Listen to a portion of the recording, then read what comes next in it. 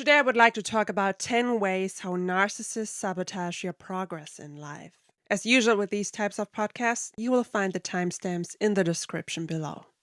As you probably know, narcissists are highly competitive, envious, and jealous individuals. They can't see other people happy or successful, and least of all the ones closest to them, because they are a constant reminder of their own failures and unhappiness.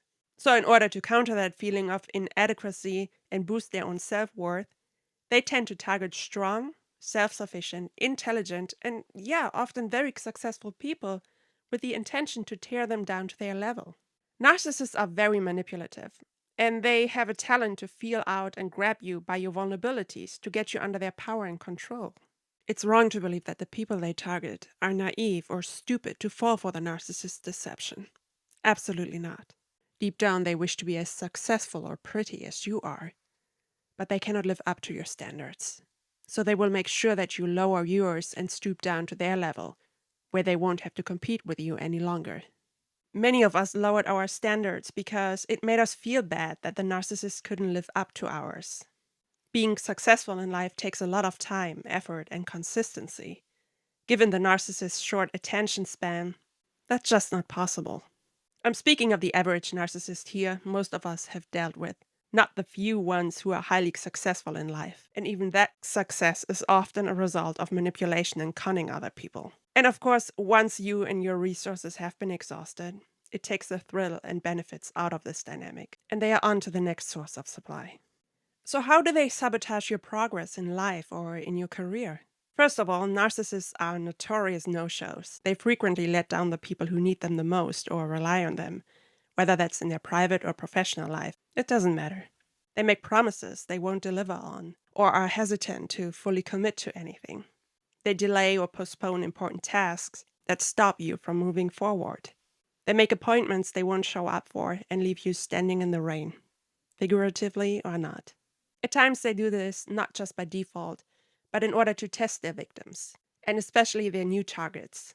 They want to see if you are forgiving and still stick around after having been let down or ignored maybe more than just one time. It's a good indicator for these narcissists that you will be playing by their rules, that you will be waiting for them, and showing up for you only happens on their terms. In the future, they will be able to treat you however they please without you leaving them. What it does to you is doubting your own worth over time and become the one always showing up, always being there for the narcissist, because now you have to earn their attention to feel worthy again. The second way narcissists will sabotage your life and career is by isolating you from your support system. That can be your friends, family, co-workers, or other professional connections maybe, customers or communities that you're involved in. This actually happens quite early in intimate relationships, especially when the narcissist wants to occupy all of your time and be with you during the love bombing phase, because you may be so high up on cloud number 9 that you'll forget about the people around you for a while. But love bombing isn't flattering at all. And it's not like they like spending time with you. They like wasting it. They may also be jealous if you dedicate more time and attention to somebody else. This could include your own children. I know of narcissists who were jealous of the family dog even, and gave the dog away. And speaking of getting attention, narcissists are also notorious for hijacking conversations. So if they interrupt you while you're speaking to somebody else, it can sure be seen as a way to isolate or separate you from this person. What happens in these moments is that you'll slowly fade into the background, while the narcissist becomes the center and entertainer of the people around you. I often felt like a fifth wheel or like a little child who wasn't allowed to speak in these moments. Mind you, we all know that narcissists are the real children in this dynamic. They often want to become the center of attention at special events like a birthday party, for instance.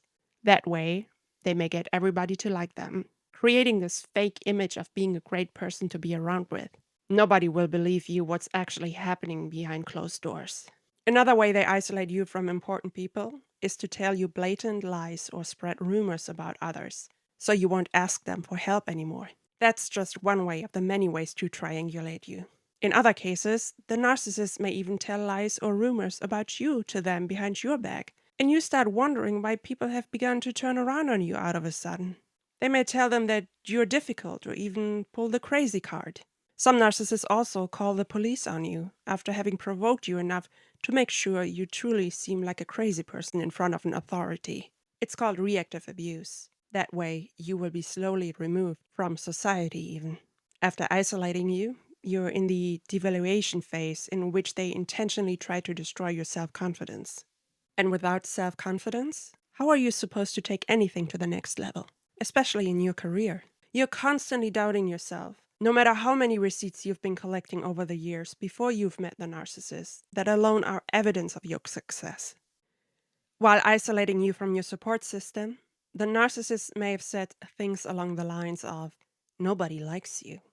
Or as I said before, they spread lies and rumors about other people, which includes things these people have allegedly said about you. They turn into the worst critic you've ever met and constantly nag about your look when your self-confidence or sometimes work depend on it. And quite often, they will do this with backhanded insults. I remember how my ex-narcissist indirectly told me how ugly I was when he insulted a coworker of ours who was suffering from acne, just like I did at the time. We were all working as actors in front of a camera. I still got enough jobs, but became self-conscious to the point I felt uncomfortable to speak to our makeup artists at work. They will constantly criticize you in other situations, like you didn't cook their meals right, or quite often when you are sitting in the driver's seat. My ex used to deliberately yell and scream, or even sing some silly songs into my right ear when we were in the car together, only to accuse me that I had the intention to kill him when we had dodged another accident because I wasn't able to focus like this. They love abusing their victims in the car or in other confined spaces where they are alone with them and nobody else notices. I'm a very good driver and never had any accident in 20 years. But this leads me to another anecdote. Back then, when I did my driver's license in Germany, my driving instructor was a total malignant narcissist. First of all, he was way too old to deal with us younger generation because, believe it or not, he had already taught my mother how to drive back in the 1970s. And now we are speaking 2005. And what happened was that he would constantly yell and scream at me, and sometimes gaslight me by pushing on the brakes out of a sudden and tell me that I had ignored the traffic signs, which wasn't true. My mother became really concerned as to why I wasn't making much progress and needed so many driving lessons. When I told my mother about his abusive behavior and how many difficulties I had to focus on the road with him, she called my instructor and he blackmailed her by saying that he would make sure I would never get my driver's license if I were to switch to another school. Now, I made a big mistake on the day of my practical driving test. I booked one last hour with him before we went to the testing center, and guess what happened? The same old thing. He would yell and scream at me and diminish my self-confidence and concentration to the point I failed my test. And as it turned out, I wasn't the only student who failed the first time around. At least that gave me a little bit of validation, knowing I wasn't the problem. And who would he blame? My mother, of course. He was scapegoating her and said she was the one pressuring me to succeed. And that's another way to burn your self-confidence too, by scapegoating or putting the blame on you. Meanwhile, it was him making it a business to abuse and fail his young students to sell more hours. Doing your driver's license in Germany is a very lucrative business for many. It costs thousands of euros due to all the requirements you have to meet. Unlike in North America or other places in the world where you can simply show up and just pay a couple of bucks.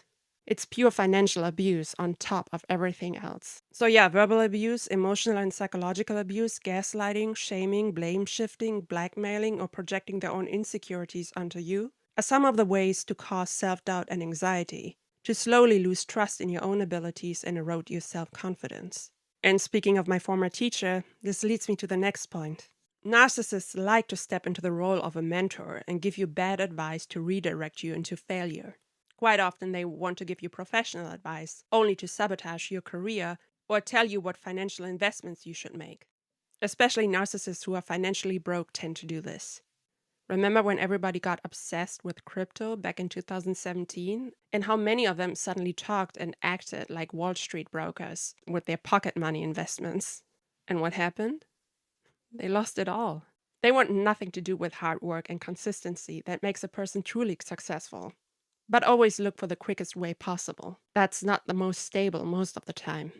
Narcissists are horrible investors, and that's why they often manipulate their victims to sign contracts for them like a mortgage or a rental contract. because their credit scores won't qualify them to do so. Another thing they will do is to advise you to do the opposite of what you want, or they will reinforce your negative beliefs and doubts to get you out of the way. This is especially the case if the narcissist you're dealing with stands in competition with you, for instance, at your workplace. Let me tell you, we all feel down about our jobs every now and contemplate finding something new. This is a perfect opportunity for a competitive narcissist to get you out of the way. They will act like they are supportive of your new endeavors, but only for that selfish reason. They feed off of your misery and take advantage of your vulnerability in moments like these. They will advise against taking courses that would give you new qualifications. Sometimes that's because the courses cost a lot of money and they'd rather you waste your money on them than your own progress in life. This has also to do with keeping you dependent on them and not become too self-sufficient or independent. Never take advice from someone who doesn't have all their own ducks in a row in the same area. Look at their own track record. What have they accomplished so far? Many of them can't even hold a job. They wouldn't even take their own advice. Why? Because they know it's bad, or it takes too much work. So why have not somebody else do it for them? They're basically outsourcing their work to you. As simple as that. Next, and I've seen this happening in real life too, they like stealing from you or take ownership of your possessions, your property, or even your business. So in the end, you'll be left with nothing. Because somehow they have manipulated you to believe that they know more than you about running a business or owning a property, due to all the self-doubt they have instilled in you through the ways I mentioned prior to this point. Remember who you were before you met the narcissist. Another thing they like to do is to steal your credit for some incredible work you've done when you work in a team with them, without ever mentioning your name, so you'll never get promoted. Like I said, they are in constant competition with you. They may also steal your identity by mirroring you. Why? Because they are envious of your accomplishments and think if they morph into you, they can be just as successful. They say that imitation is the highest form of flattery, but when it comes to a narcissist, it's downward creepy, not to forget dangerous sometimes. But luckily, a narcissist is usually lacking the endurance and consistency to keep up the facade. Next, we have financial abuse. As I've already said when I was talking about giving you bad advice, they like to control your money, spendings, or investments. Some of them simply gamble your money away because they are gambling addicts. Or they have other addictions that they constantly need your money for, like drugs or porn or alcohol. This also includes the aforementioned signing of contracts in your name or literal identity theft to abuse your credit card. Narcissists are lazy, which leads me to the next point. Unemployment. They can't hold a job, and suddenly you have to pay for two, making you unable to invest in yourself. Another thing they will do to sabotage your progress is to keep you sleep deprived. Narcissists like to stay up all night, and sometimes they're very noisy when they do this. Or they will keep you involved in one of the many circular conversations and arguments at night that lead to no resolution at all. They stir up drama, especially the day or moments before an important event in your life. For instance, when you have to write a test the next day or shortly before you go to a job interview. And all of that sleep deprivation and constantly having to deal with the stress that they create also leads me to the next point. They make you sick.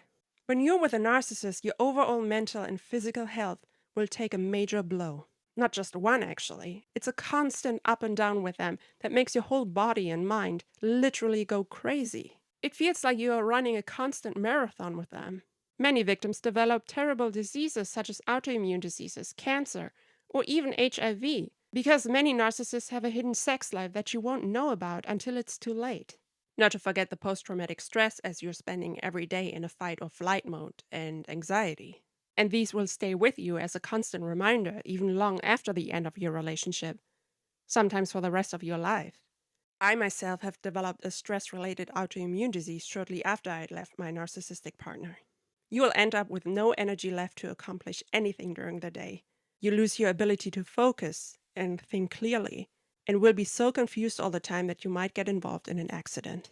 Many victims lose their jobs because they cannot function at their workplace anymore and make terrible mistakes. Or they are constantly on the edge and project their stress onto their coworkers. That's also because a narcissist will waste your time and watch or provoke you via text or calls throughout the day.